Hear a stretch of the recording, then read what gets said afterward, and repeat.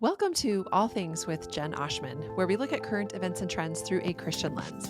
All things were created through Jesus and for Jesus, so we're seeking to apply His word to what's happening here and now. This episode of All Things is brought to you by Crossway, publisher of the new book, Reforming Criminal Justice, a Christian Proposal by Matt Martens. Noted attorney and seminary graduate Matt Martens answers the question, does the design and operation of the American criminal justice system reflect Christian love of neighbor? Jesus told his followers that the entirety of the Old Testament's law is encapsulated in the commands to love God and to love their neighbors as themselves. In Reforming Criminal Justice, a Christian Proposal, Matt Martens argues that love of neighbor must be the animating force for true reformation of the criminal justice system, obligating us to seek the best for both the criminally victimized and the criminally accused.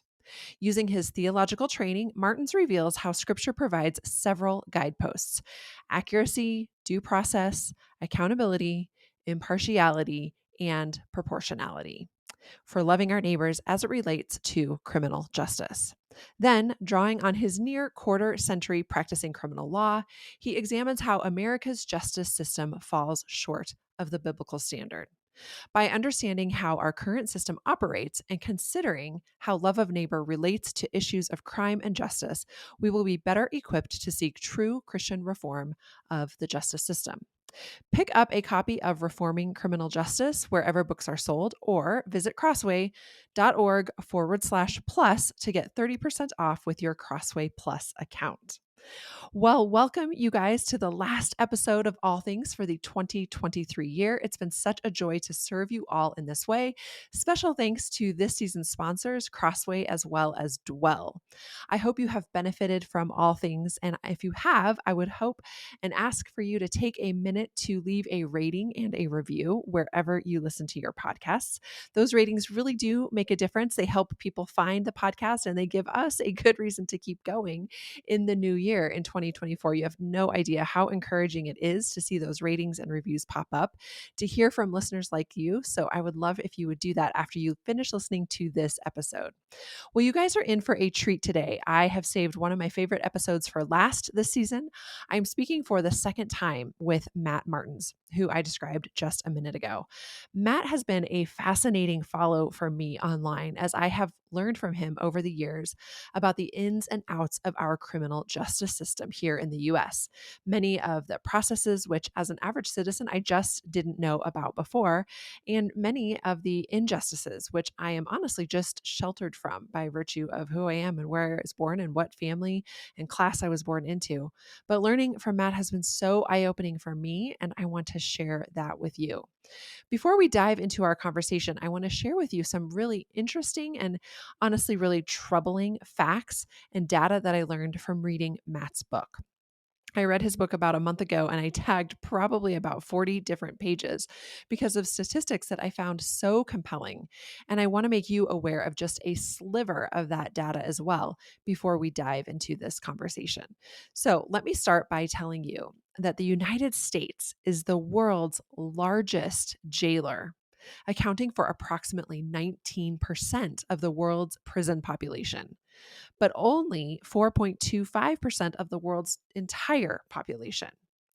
40% of murders in the United States go unsolved. So imagine 4 in 10 of people who are murdered, that goes unsolved. While since the year 2000, 1,010 men and women have been exonerated of murders for which they were convicted.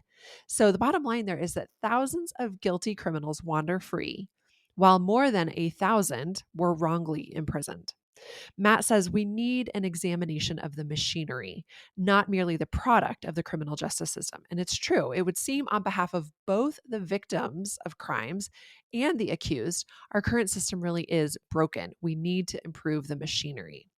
Matt also points out this, and I'm quoting here: the important point for the Christian in a democratic system is that because government officials exercise power that we played a role in giving them, our duty to love carries with it a moral obligation to supervise the exercise of government power that we conferred. You and I have a political relationship and thus a moral proximity to the situation. So you're going to hear Matt talk a lot about the prevalence of wrongful convictions in our conversation. A conservative estimate is that at least 1% of the United States prison population, meaning approximately 20,000 people, is incarcerated as a result of wrongful convictions. Other estimates that you'll hear Matt talk about are much higher. Right around 2% of the population is there wrongfully. Now, since 1989, 3,272 men and women across the US have been exonerated after being convicted and collectively serving 28,917 years in prison for crimes they did not commit. Matt says that's an annual percentage of 96 exonerations, with that rate much higher as of late. So 96 people released every year who never should have been in prison in the first place. The average exoneree lost nearly 9 years in prison before his or her innocence was uncovered. Many spent far longer waiting for justice to arrive.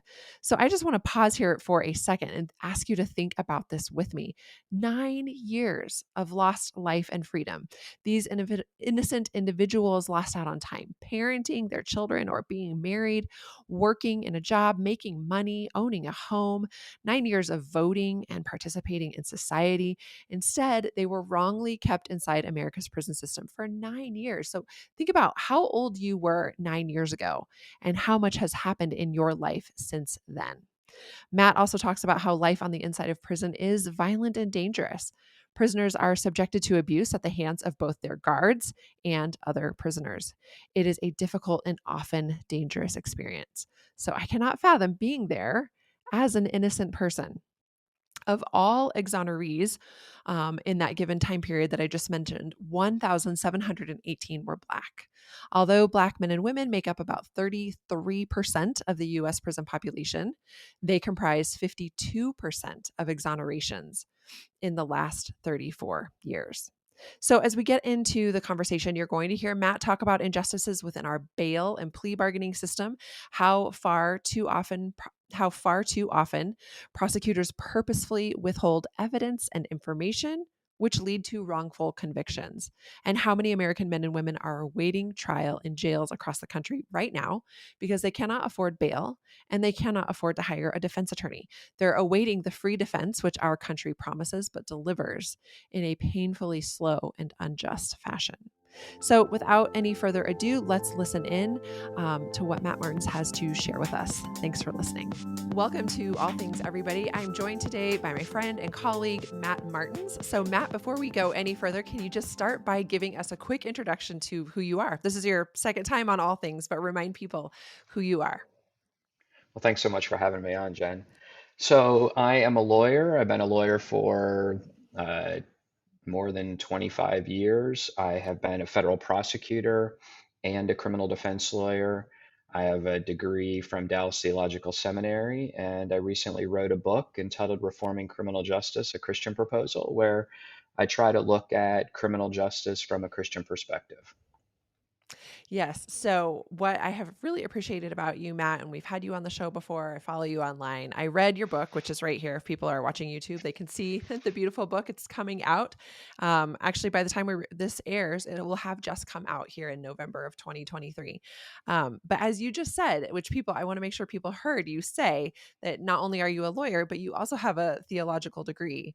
So, you have this dual training where you have expertise in the law but also a deep understanding of theology. And that's what makes your perspective, I think, so valuable in this book, Reforming Criminal Justice, a Christian Proposal, so helpful to us. But Matt, the truth is, most people listening, including myself, we are so insulated from the criminal justice system. I mean, we rarely see the inner workings. Can you shed some light on that? Why is that not an excuse for us to stay uninformed or uninvolved? Why do we need to care about this if we're not lawyers, if we're not involved in the justice system? Well, particularly in a democratic republic like the United States, we all have a say in the criminal justice system. The people that engage in criminal justice, the lawyers, the police officers, the jailers, the probation officers, are all people acting on our behalf with the power we gave them in the last election. And so that creates a moral obligation, I believe, to restrain or empower as appropriate those who are acting on our behalf. And as Christians, to do that in alignment with what the Bible says about justice. In other words, Romans 13 says that the government authorities act on the authority of God. Now, that doesn't give them carte blanche to do whatever they want. Because they're acting on the authority of God, they have to use His authority in His ways, meaning according to His justice. And that's true whether or not they're believers or unbelievers. They may not appreciate that that's what their mandate is, but their mandate is to exercise the authority they've been given by God in alignment with God's justice. But as voters in America, like few people in the history of the world, we actually have the capacity, the power to shape that exercise of power, to hold accountable that exercise of power by the people that are in office. And as Christians, I believe we have an obligation to do that in accordance with God's justice. But that means we ourselves need to know what that is. We ourselves need to know what that is as a theological matter. What does God's justice look like in a human justice system? And then we need to know factually, how does our system operate? How are those who we've empowered through elections or otherwise exercising that justice? And does it align? If it does, that's great. If it doesn't, then we need to vote in a way, um, in a way that encourages those who we've empowered to act in accordance with God's justice. Mhm. Yeah, in your book, you use the phrase multiple times, state sponsored physical force. And I Yeah. will say that that sort of took me by surprise because it's absolutely true. But I don't usually think of the way that I vote impacting that I am somehow endorsing or equipping or empowering the state then to use physical force on myself, my family, my community, because as I said in the first question, I'm so insulated. But you're right, that's exactly what it is. We state sponsored physical force, and we bear responsibility for that. And as Christians, we bear unique responsibility for that. And here Yeah, in I mean, your I was answer, trying to Matt, be oh, go provocative ahead. a little bit when I used that phrase, It state-sponsored worked. physical violence, but that's the point, is it's like trying to grab attention. But on the other Yeah. hand, I'm not saying anything different than Paul says in Romans 13, right? Paul says Mm-hmm. the state bears the sword against evildoers. I mean, he's using perhaps even more colorful language than I did. He's invoking the fact that what the state does is bring physically coercive force to bear on people, either to get them to comply with the law or to punish them when they fail to comply.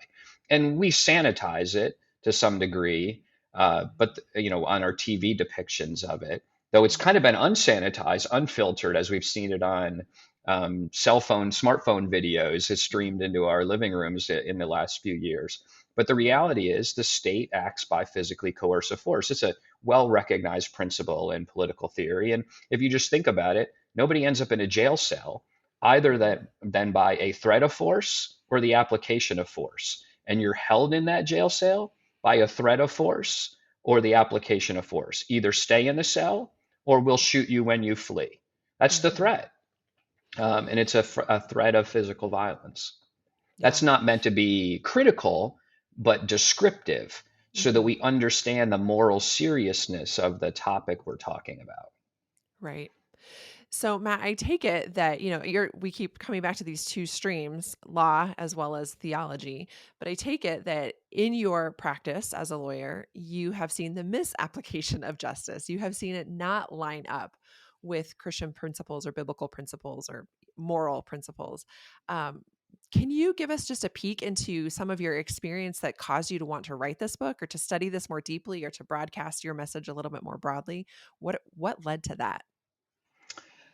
It's interesting. I sort of describe myself as a reluctant author. I didn't set out in life to write a book. I didn't have aspirations to write a book.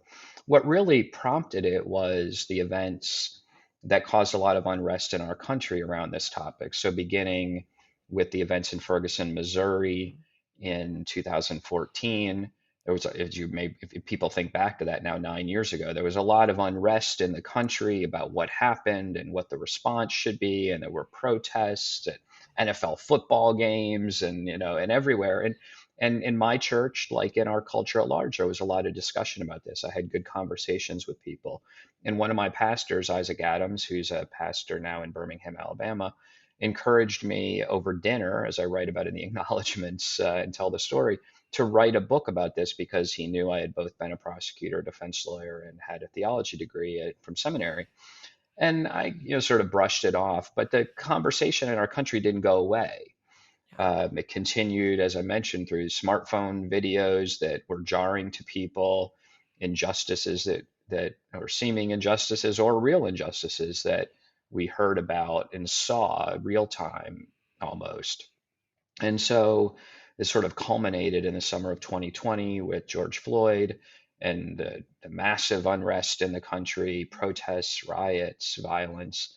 And so, again, a pastor friend of mine, Garrett Kell, encouraged me, independent of Isaac, to write a book on this, saying, he really thought I could be helpful. And so I decided to give it a try. I didn't know if anybody would be interested in what I had to say. I had sort of a conception of what I wanted to say, but I wasn't sure whether anyone would be interested in publishing it. As it turns out, someone was. So that's Yeah. kind of how I got there. But it was really the culmination of, I guess, 25 years of thinking about this topic, and then events that in our country that maybe necessitated someone speaking to the issue. Yeah. Yeah, I definitely became aware of your work and your idea. I think just as you were barely starting to write the book, following you on Twitter, which I'll link your Twitter profile in the show notes so people can follow you as well. Because one thing you do really well, Matt, is you bring together true stories, anecdotes, stories that you're aware of, either in real life or that are made known in headlines or in the legal community. So true stories with usually sort of alarming statistics, where the story just exemplifies a bigger systemic Mhm. issue, Yep. and then you juxtapose that with a Christian response, and I think that those three together is really really effective. Yeah, I mean, I'll just give an example of that. One of the things I write about, the chapter in my book that jars people the most is, I think it's chapter 11, where I talk about bail and plea bargaining.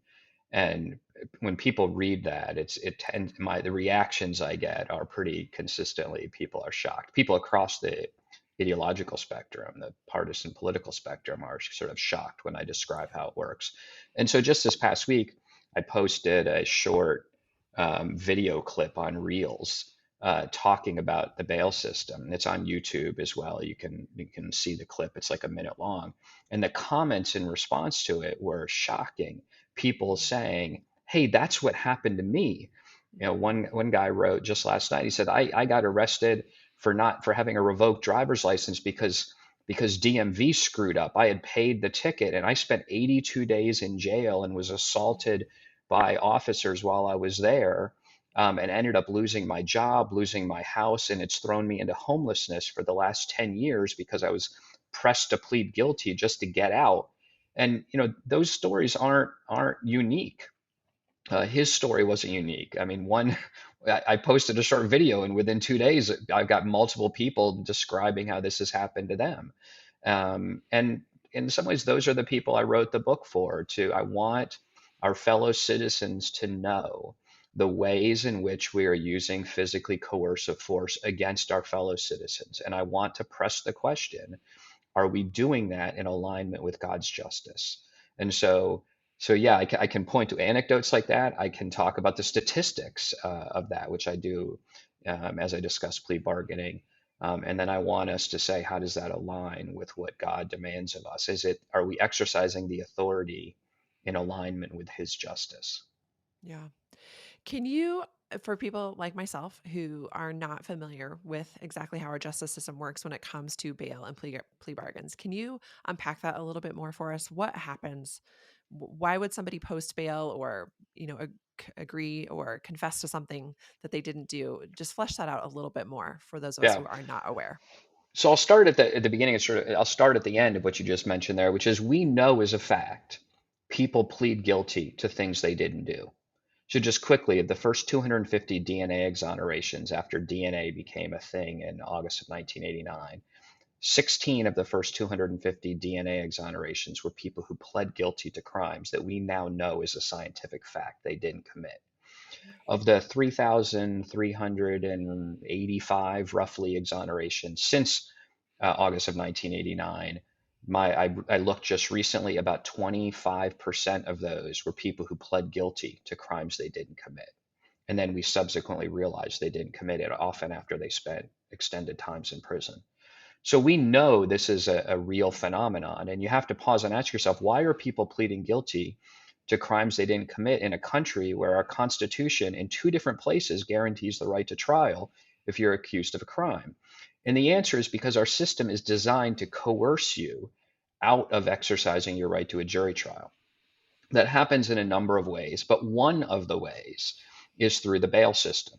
So when someone's arrested, they're brought before some type of judicial officer, and a bail amount is set, meaning an amount of money that you have to post in order to be released. And the idea behind bail is perfectly reasonable, which is we want to ensure you're going to come back for trial, and so we make you post money, and if you don't come back, you lose the money. And as you can imagine, as the more serious the crime gets, the more money you have to post because you have a greater likelihood of fleeing. But on any given day in the United States, there are roughly 500,000 people being incarcerated prior to trial, meaning they've been convicted of nothing, Right. held either without bail or because they can't post the amount of bail that was set. And these aren't people who are axe murderers or terrorists for the most part. Roughly 75% of them are people charged with traffic offenses, property crimes, or minor drug charges. So we are holding hundreds of thousands of people, literally today, as you and I talk, who have been convicted of nothing, are being incarcerated prior to being convicted. And and most of those people are there because they can't afford to post bail and likewise can't afford a lawyer. So what's also going on is that we massively under-resource the public defender systems in our country. Multiple studies have shown that state after state has about one-third the lawyers necessary to provide adequate defense to the poor who are charged with crimes. So imagine how this works. You get arrested, you can't make bail because, like most people in the United States, you don't have $10,000 laying around the house to post bail. And so you're going to be held prior to trial. It could be months before a public defender finally frees up to come see you. And when he or she comes to see you, they say, "Hey, good news. The prosecutor offered you a plea bargain, and if you plead guilty, you can get out today." And if you're someone who actually doesn't believe you committed the crime, you're like, "But I didn't do it." And then your defense lawyer will say, "Well, okay, well, that's fine. You can sit in jail for another 6 months to a year to wait for your trial." "But I didn't do it." "Okay, well, you'll get a chance, but you're just going to have to wait in jail for another 6 months to a year. Or you can admit you did it, even if you didn't, and you can get out today."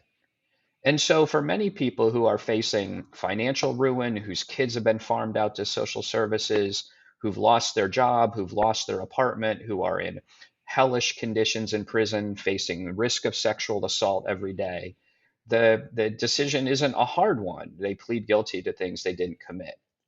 And we know that happens. And I think that people do not appreciate that while we promise in our Constitution that you won't be denied reasonable bail, and while we promise you a speedy trial, we in fact deny you both, despite what our Mm, Constitution says, and we deny you both as a means to coerce people into pleading guilty. man. I mean, it is shocking, even though I've heard you say this before and I've read the stories, I've read the book by now. You say it again, and I'm shocked and new because I am so incredibly insulated. But just even your recitation of these statistics and the reality is so jarring to me. And so I hope that this episode and I hope that your book, moves some of us to participate in how we, provide state sponsored physical force, as you said. Um, Matt, in the book, you say that the justice system we have today is the product of more than 2 centuries of choices. Some of those choices were noble, others were deeply nefarious. So, do you find that Americans are reluctant to objectively evaluate that? Is that a hard conversation to have? Why should we talk about where our justice system came from? Yeah, unpack that for us. So I took a Christian ethics class in seminary from a professor, uh, Autumn Ridenour, who taught the class beginning with this concept of in media res, which is Latin for in the middle of things. Mm. In other words, she says when we think about Christian ethics, we have to recognize that you and I showed up in the middle of things. Stuff's been going on before we before we arrived on the scene. There's a story that we were dropped into for me 51 years ago, Mhm. and to understand how to think rightly about that story and how we should act morally in it, we need to know what's been going on, Yeah. so that we understand the story that we're now actors in. And so that's particularly important because the criminal justice system didn't just get dropped in our lap last year or 10 years ago or 50 years ago. It's a product of an evolution over time with decisions made to add features or take away features or modify features.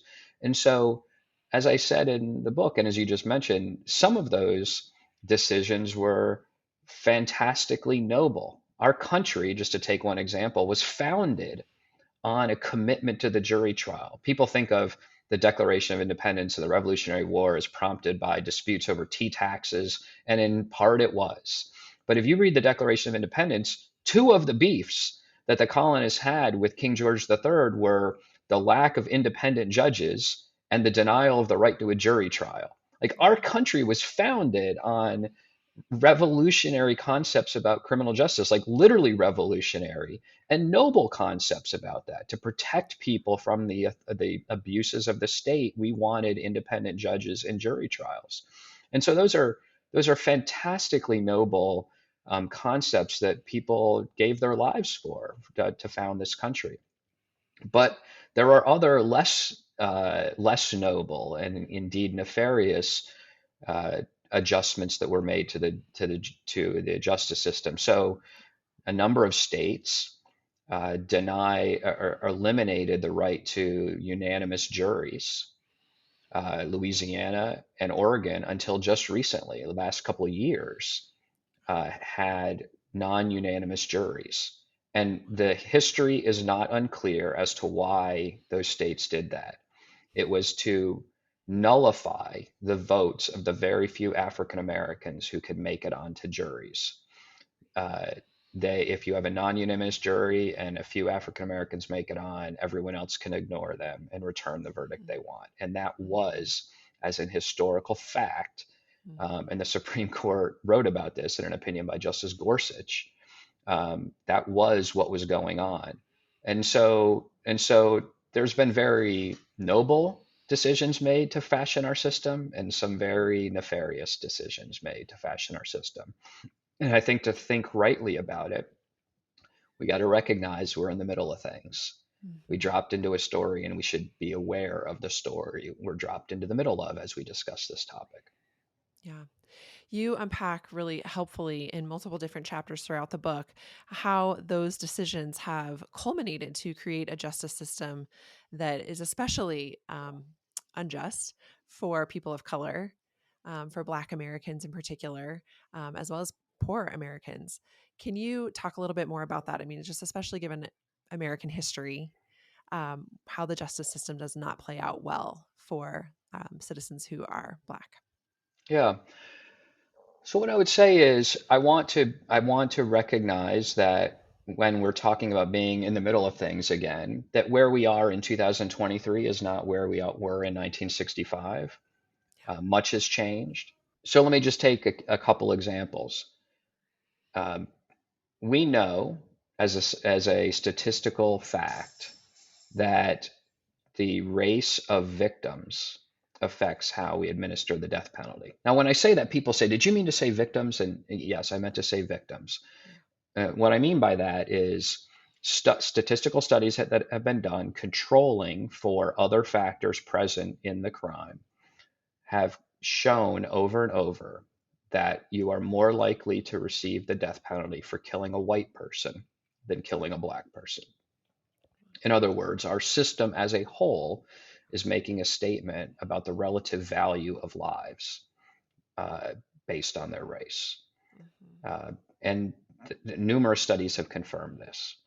The Mhm. Supreme Court has acknowledged the validity of a study called the Baldus study in a case called McCluskey.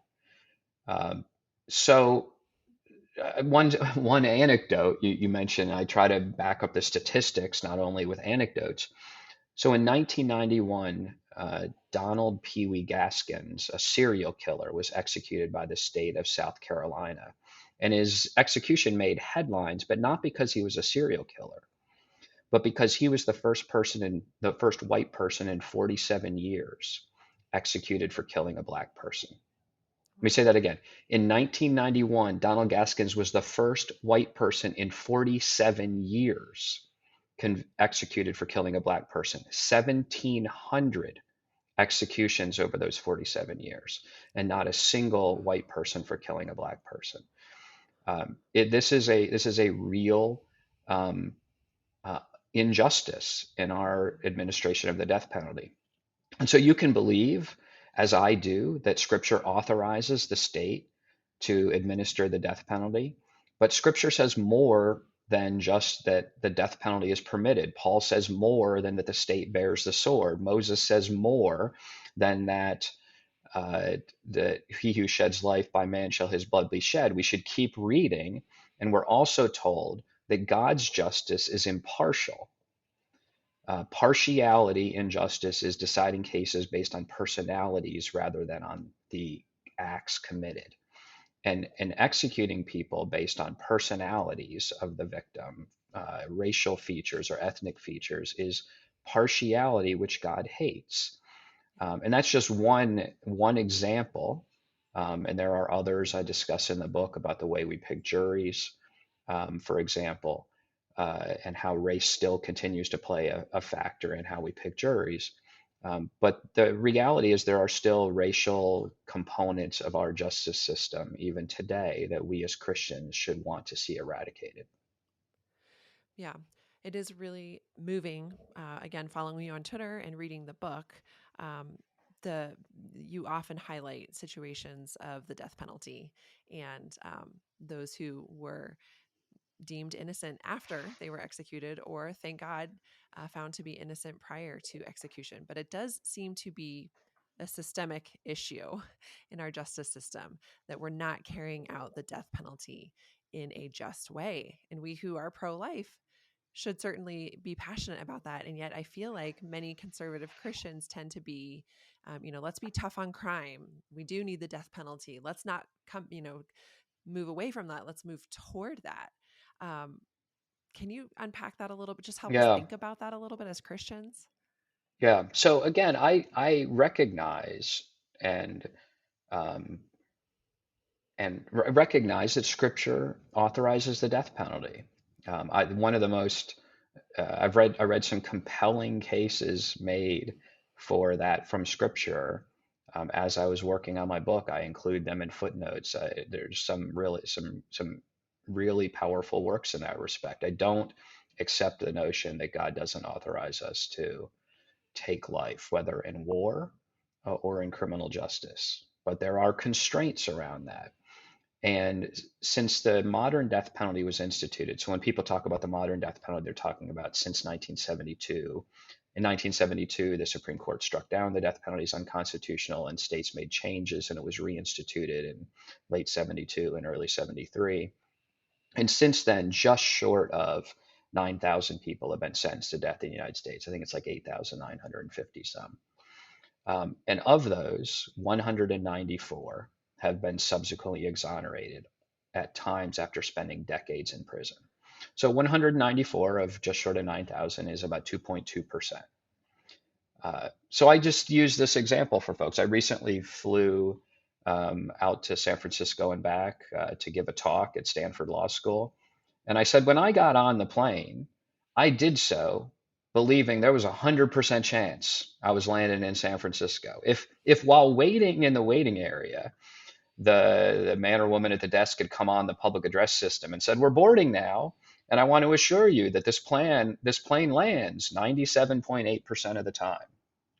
Uh, I would not have boarded that plane. 97.8% chance when I could die is not going to cut it.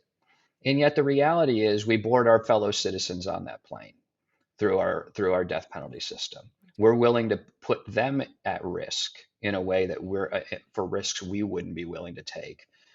We put our neighbors at risk in a way we wouldn't put ourselves at risk. We quite literally do not love our neighbors as ourselves when we operate a system that has that degree of inaccuracy. Now, that 2.2% is the ones we know about. Those are the ones who we have been exonerated after having been convicted. When I say exonerated, just so your listeners know, I'm not talking about people whose convictions got reversed because of legal errors. I'm talking about people who we later concluded didn't do it, didn't commit the crime for which they were sentenced to death.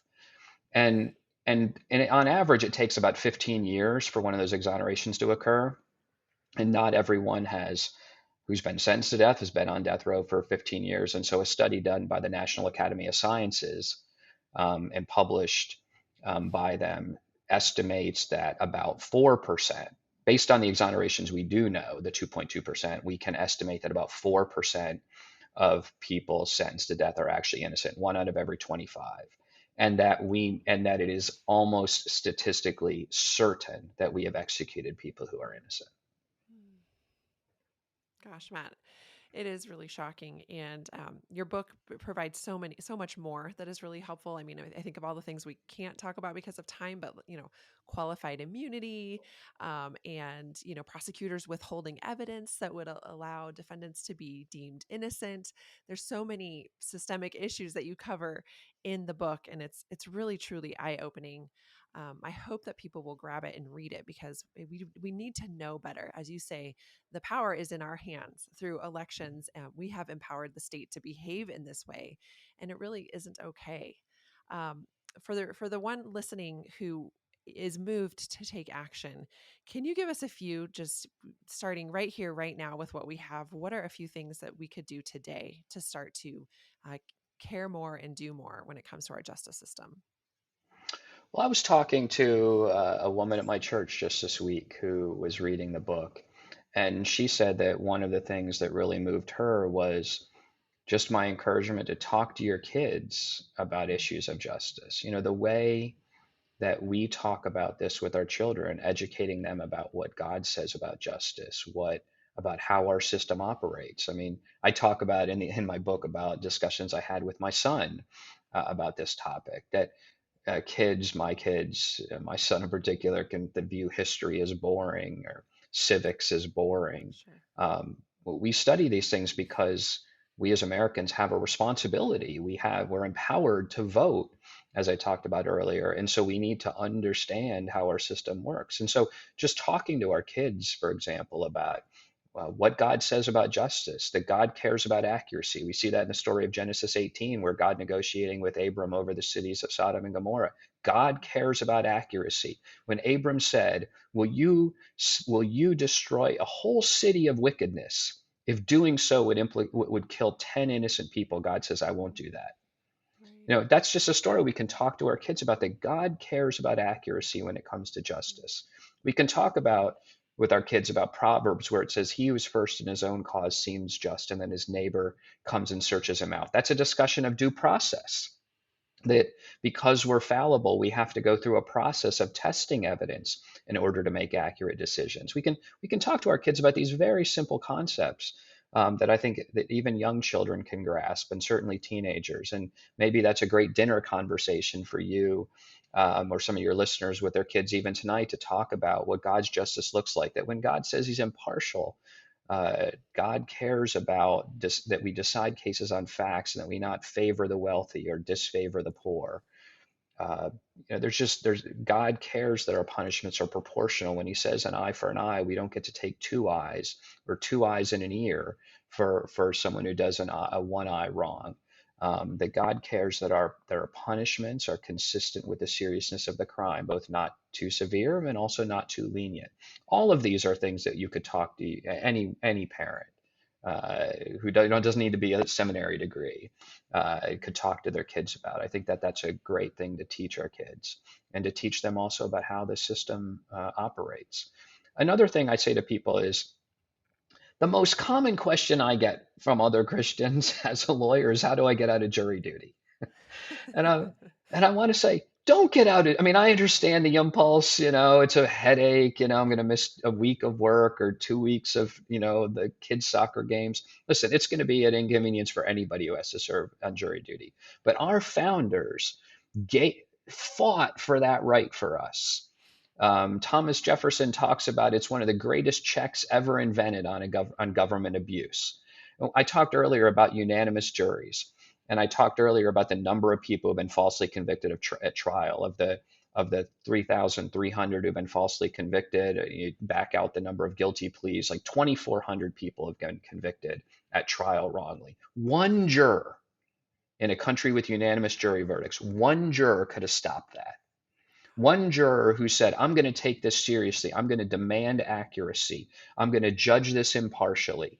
I'm going to I'm going to consider the testing of the evidence, not just believe what the prosecutor says or even believe what the defense attorney says. I believe in the process of testing evidence because God says everybody sounds good until his neighbor comes and searches him out. I want to hear both sides. Like just someone committed to those principles sitting on that jury could have stopped these injustices. Just one person. I don't need 12 because with a unanimous jury verdict, it requires only one person to stop a wrongful conviction. And so don't as a Christian try to get out of jury service. View it as a stewardship that you, unique among most people who've ever lived in this world, and even most people who live in this world today, have a chance to participate and administering God's justice. All authority comes from God, and when you swear an oath as a juror, you're acting as a minister, literally the Greek word, a deacon of God, Mhm. to administer his justice in his way. And every one of us gets, virtually in this country, gets to participate in that if we want to. And so I encourage people, take that seriously. Show up and administer God's justice, whether that's finding a wrongdoer guilty and thus providing relief to a victim and discipline for a wrongdoer, or finding someone wrongly accused innocent and protecting against a wrongful conviction. We get the chance, the opportunity, the stewardship to participate in that as Americans. Yeah, that is really good. When I finished your book a few weeks back, I actually had a friend, a brother in my own church, who was called up for jury duty literally the day I finished your book, and he was texting with my husband, "Oh man, I've been called into jury duty." I just started taking photos of the pages where you talk about jury duty and just sending them by text to this brother. And by the end of our text conversation, he was excited to go in to jury duty the next day, and he happily served. He actually was initially selected and then not, so he didn't get Yeah, to actually carry it out. But um, that's there's one changed fantastic. mind right there, Matt. Yeah. Yeah. Yeah. And listen, my experience has been usually when I finish a trial, I get a chance to talk to the jurors. When I was a prosecutor, would get a chance to talk to the jurors. And listen, when I'm picking a jury, I've never met anybody who wants to be there. Like everybody's trying to get off the jury. But my experience has been, I would say almost 100% of the time, is when I talk to jurors afterwards, they really are glad they did it. Yes, it was a headache. They had to find daycare and find someone to deal with, issues they were facing. And I understand that. But people, I think, look back at that experience and are proud both of how our system operates and how they saw it operate, Mhm. and also felt the responsibility and honor of participating in our system of government. So I think while I understand the reluctance, I really encourage Christians take part in that and then do Yeah. God's justice. Yeah. I was actually on a jury maybe 23 years ago for a homicide. Mm, And the victim was an impoverished immigrant woman whose life was taken by a man who was driving under the influence. mm, And it was actually a really good experience, as you just said. It was I truly Enjoyed it is a weird thing to say because obviously someone lost their life, but I did have so much respect for the way our justice system carried it out, which, I feel like that time in my own limited experience, we got it right, which makes Yeah, it that much more horrifying to hear about the vast numbers of when we get it wrong or we are flippant with fellow image bearers, with our own neighbors in this yeah, country, where we just say, 2% is not that big a deal, let them board the plane. And how that is just truly abhorrent when we stop to think about it. yeah, yeah, it's so true, and part of the reason I'm, as people will see in the book, I'm so opposed to our plea bargaining system, is because I think there's so much wisdom in the common men and women of the jury. Like I really believe that about my fellow Americans. Mm. G.K. Chesterton has a great quote in a book he writes about the justice system where he says, "When it comes to doing something really important, we don't use professionals. We use Mm. 12 random people off the street." That's good. And I love that. He's so right because what he says is the danger with professionals is that over time they just see the same person in the same place, the usual guy in the usual spot. And in other words, people can become cynical and jaded and dismissive, not because of malice, but just because when you do that day in and day out, that's what happens to us. And he says, I think so well, when we do this really important things, we just go get 12 random people and we trust their wisdom. And my experience has been the juries do fantastic jobs. Obviously not imperfect. Um, but I really want us to administer justice more by trials and less by plea bargains because I think it's good for our citizens to participate in it. I think it's an important check on abuses of the state, and I trust the wisdom of common people. Yeah. That's good. Well, Matt, I am so encouraged by your book, and the answer that you gave. The way that we think about both victims and the perhaps defendants, the way that we talk about them, especially as believers, the way that we chat around our dinner table really matters. Voting matters. Going out for jury duty matters. All of these things do play a role, and we are not helpless in the face of all of this. So, thank you for sharing your combined wisdom when it comes to the justice system as well as theology. Any final parting words that you want to leave with listeners, or any last minute exhortations before we close out? Absolutely. I always want to end with this. There's probably people listening to your show who have suffered injustice at the hands of the justice system. Maybe wrongly convicted, but maybe victimized by crime and it was never made right fully. Or there was a conviction, but they're still suffering the lingering traumatic effects. And for those folks, I want to offer the encouragement that our hope is never in this earth's justice system. I'm passionate about seeing us strive for more justice, but as Christians, we have for nearly 2,000 years around the world confessed each Sunday what our hope is. And it is this: He will come again in glory to judge the living and the dead, and his kingdom will have no end. That our hope is that in the end, God will make all things right. We cannot restore the years that the locusts have eaten, but he can and he will. And Amen. so I just want to encourage people with that hope, the Christian hope, that God will make it right one day. Uh, no murderer, no corrupt judge, no rogue police officer, no abuser has the final word. Amen. And that is why we can carry on. We can carry on in confidence, knowing that it's not on our shoulders, it's on the Lord's.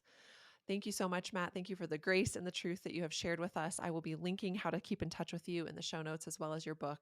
And so, to the listener, please grab hold of those helpful resources. All right, take care. Hey, thanks so much for listening to All Things, where we look at current events and cultural trends through a Christian lens. All things were created through Jesus and for Jesus, so we're seeking to apply His word to what's happening here and now.